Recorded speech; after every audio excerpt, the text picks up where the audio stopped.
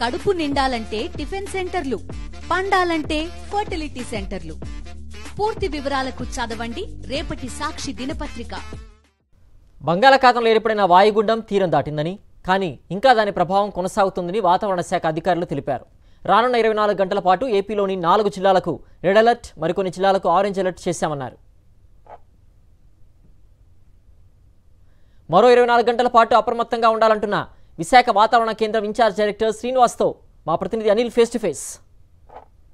వాయుగుండం తీరం దాటినప్పటికీ తెలుగు రాష్ట్రాల్లో దాని ప్రభావం స్పష్టంగా కనపడుతోంది. ఇంకా వర్షాలు కొనసాగుతున్నటువంటి పరిస్థితి. ఏ జిల్లాలకు ఏ అలర్ట్ జారీ చేశారు, ఎన్ని రోజుల పాటు ఈ వర్షపాతం కొనసాగబోతోంది, వాతావరణం రానున్న 24 గంటలు ఏ విధంగా ఉండబోతుందో తెలుసుకుందాం. మనతో పాటు విశాఖ వాతావరణ కేంద్రం ఇన్ఛార్జ్ డైరెక్టర్ శ్రీనివాస్ ఉన్నారు, మాట్లాడదాం. సార్, ఏ జిల్లాలకు ఎటువంటి అలర్ట్స్ జారీ చేశారు, ఎన్ని రోజుల పాటు వర్షపాతం కొనసాగబోతోంది, అలర్ట్స్ ఇచ్చినటువంటి జిల్లాల్లో ఎక్కడ అత్యధిక వర్షపాతం నమోదవుతుంది?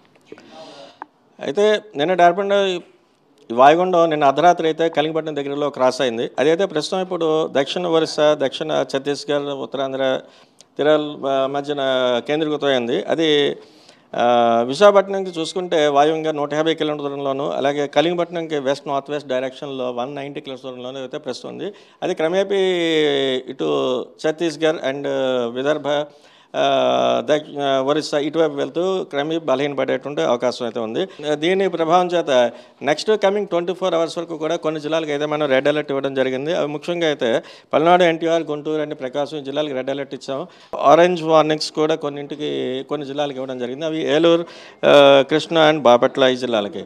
అలాగే నెక్స్ట్ ఇప్పుడు తీరం వెంబడి కూడా ఇంకా బలమైన ఎదురుగాలులు ఇంకా కంటిన్యూ అవుతున్నాయి. అంచేత మత్స్యకాలను కూడా మనం నెక్స్ట్ 2 days కూడా ఇవాళ రేపు కూడా వేటకు వెళ్ళొద్దని చెప్తున్నాం. లాస్ట్ 24 అవర్స్ వరకు కూడా as predicted widespread rains we have seen all over the coastal districts and some parts of Rayalaseema also. Particularly మనం ప్రెడిక్ట్ చేసినట్టుగా ఎక్స్ట్రీమ్లీ హెవీ రైన్ఫాల్ కూడా కొన్ని ప్రాంతాల్లో నమోదవడం జరిగింది. అత్యధికంగా అయితే అమరావతిలోను, నెక్స్ట్ తిరువూరులోను 26 సెంటీమీటర్స్ చొప్పున, అలాగే నెక్స్ట్ గుంటూరులో 23 సెంటీమీటర్స్, కుక్నూరు 20 సెంటీమీటర్స్, అచ్చంపేటలో 19 సెంటీమీటర్స్, ఇలా చాలా చోట్ల అయితే we have scene heavy to very heavy falls and some places moderate to heavy rainfalls also. ఈ 24 అవర్స్లో కూడా ఇప్పుడు రెడ్ అలర్ట్, ఆరెంజ్ అలర్ట్స్ ఇచ్చిన జిల్లాల్లోనే కాకుండా మిగతా other districts of north coastal Andhra Pradesh కానీ, దక్షిణ కోస్తా జిల్లాలో కూడా కానీ మనం we're expecting moderate, light to moderate rain with widespread. సాధారణ వాతావరణం ఎప్పటిలోపు ఇది క్రమేపీ ఈ సిస్టమ్ కూడా మనకి మన ఉత్తరాంధ్ర నుంచి దాటి దక్షిణ ఒరిస్సా, నెక్స్ట్ ఛత్తీస్గఢ్, విదర్భ ఇటువైపు వెళ్ళిపోతూ అలా బలహీనపడుతూ వెళ్ళిపోతుంటుంది. అంచేత క్రమేపీ మనకి 1 or 2 daysలో చాలా వరకు తగ్గిపోతుంది.